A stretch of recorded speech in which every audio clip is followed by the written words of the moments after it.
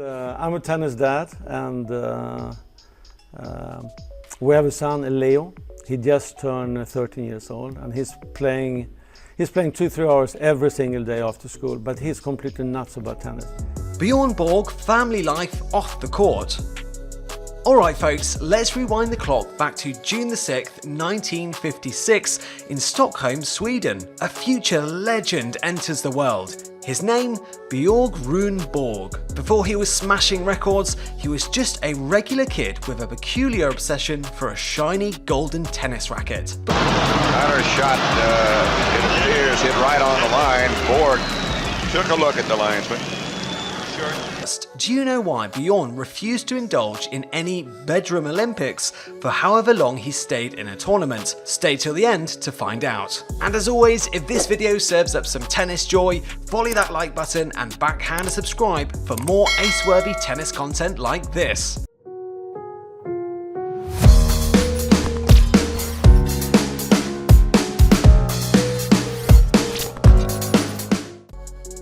Early life. Bjorn Borg's non-tennis shenanigans off the court.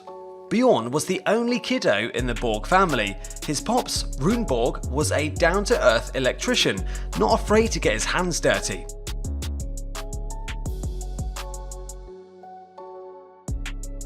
Mum, Margaretha Borg, was a homemaker with a heart of gold. Their humble abode was in Södertälje, just a stone's throw from Stockholm. Little did they know their only son would soon be leaving defenders stumped and making Sweden known for more than just meatballs and IKEA. Here's where it gets interesting.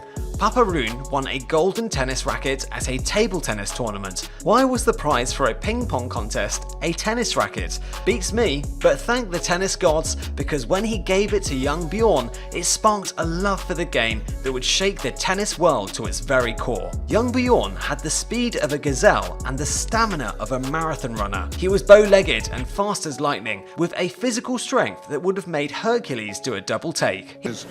Out. He didn't call it. 15 love for Borg. Yeah, beautiful. His unusual strength let him put a top spin on his shots that would make your head spin. A two-handed backhand. He nailed it, following the playbook of none other than Jimmy Connors. Now, let's be honest, Bjorn's style was a bit, let's say, unique. His strokes looked like a cat trying to swat at a pesky fly, but darn it, they were effective. At just 13, he was outplaying Sweden's best under-18 players. His coach, Lennart Bergelin, took one look at Borg's special techniques and thought, well, if it ain't broke, don't fix it. Smart man, that Lennart. Life in the Borg household wasn't all about tennis though. I mean, they did other fun stuff too, like, well, playing table tennis and talking about tennis. Okay, maybe they were a bit tennis obsessed, but they also taught Bjorn that with enough grit and sweat, he could turn the world into his personal tennis court. Spoiler alert, he did exactly that. Second serve, a good steady second serve. Retirement. The ball drops and Borg bounces back. Now, fast forward to 1982.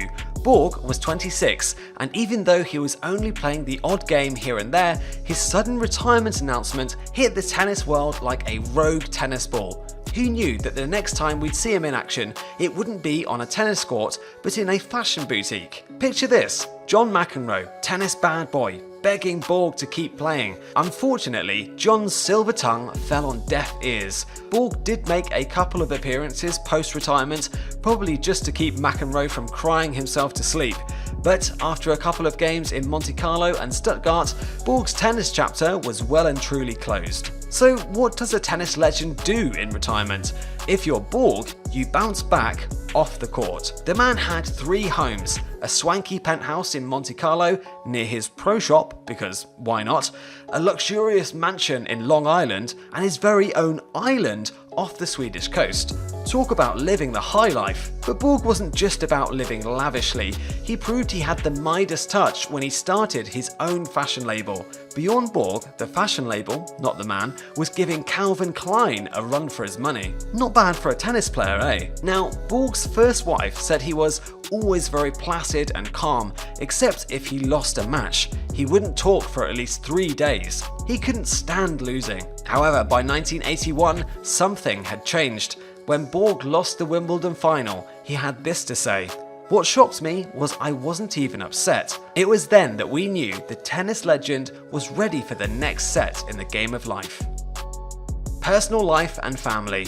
When it comes to Bjorn Borg's life off the tennis court, it's not less eventful than a 5-set thriller. First up, we got Borg falling head over heels for Romanian tennis pro Mariana Simionescu back in 1976. Mariana wasn't just a pretty face, she could smash a few aces too. After 4 years of trading love, not volleys, they tied the knot in 1980 in a ceremony that probably had more spectators than the Wimbledon final. Alas, the match ended in 1984 with a mutual decision to go their separate ways. Then enters Swedish model Janek Bjorling, and before you know it, Bjorn becomes a dad in 1985 to a boy, Robin. That relationship couldn't go the distance either, but hey, every cloud has a silver lining, right? In this case, a beautiful granddaughter for Borg in 2014, courtesy of Robin. Next on the love serve carousel was Italian pop star Loredana Bertè. They got hitched in 1989,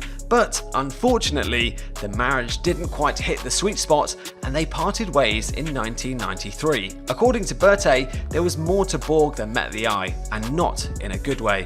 It seems the golden boy of tennis was no stranger to the white powder. But wait, it's not all love games and broken hearts. Borg found his happily ever after with his third wife, Patricia Ostfeld. They got hitched in 2002 and welcomed their son, Leo, in 2003. It looks like the tennis gene didn't skip a generation, as Leo is now a promising pro tennis player.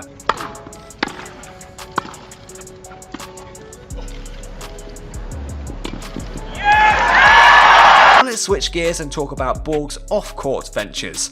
After hanging up his tennis shoes, Borg aced the fashion game with his own label, becoming as popular as Calvin Klein in Sweden. However, not all was smooth sailing for our tennis maverick. Borg narrowly avoided bankruptcy when some business ventures hit the net. With 3 different homes, a penthouse in Monte Carlo, a mansion on Long Island, and a small island off the Swedish coast, Borg had quite a lavish retirement. As of 2019, he's been enjoying the simpler life, living in an apartment in Norrmalm, central Stockholm. Borg's fascinating life story caught the eye of filmmakers, leading to the 2017 film Borg vs. McEnroe and the Showtime documentary McEnroe, released in 2022. Both projects highlighted the iconic rivalry and friendship between the two tennis titans. In 2006, Borg planned to auction his Wimbledon trophies and 2 of his winning rackets, causing a racket, pun intended, among the tennis community. Amid protests from fellow players like Connors and Agassi and a phone call from McEnroe, Borg decided to buy out the trophies from the auction house for an undisclosed amount. You can't put a price on memories, right? That's Bjorn Borg for you, a man who's lived life on his own terms, whether on the court, in love, or business.